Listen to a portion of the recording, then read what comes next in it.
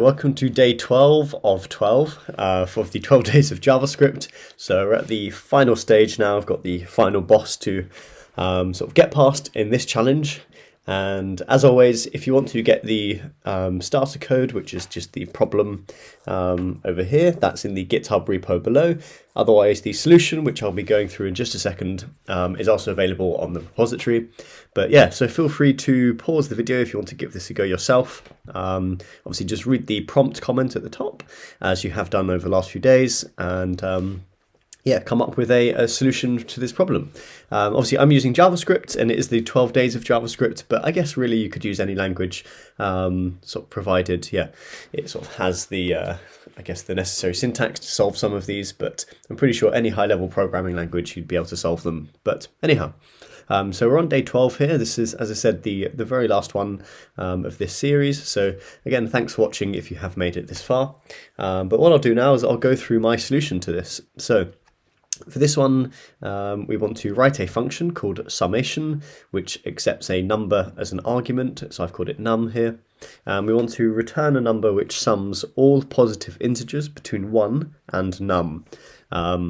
So if we take the example of 4, we want to basically add 4, 3, 2, and 1 together, and that equals 10. And that's what we want to return to the console here, or well, for the function, and we're just logging it out with a console.log. So that's the problem here.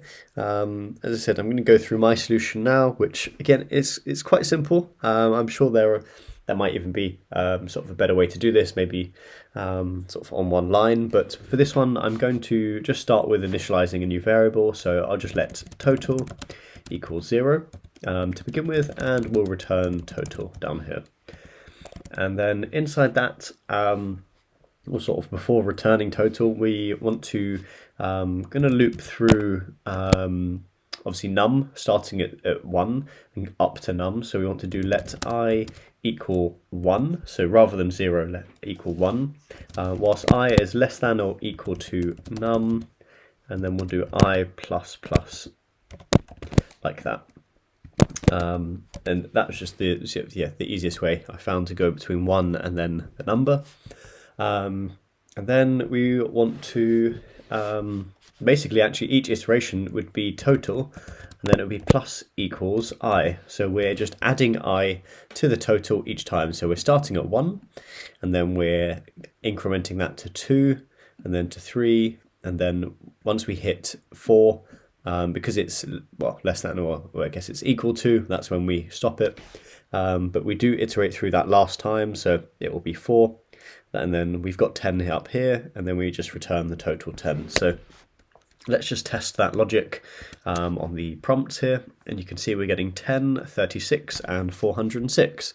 So yeah, that is how I solved this problem. It's quite a short one, but as I said, there might be many other ways to complete this. So please do let me know in the comments below if you have alternative solutions to this.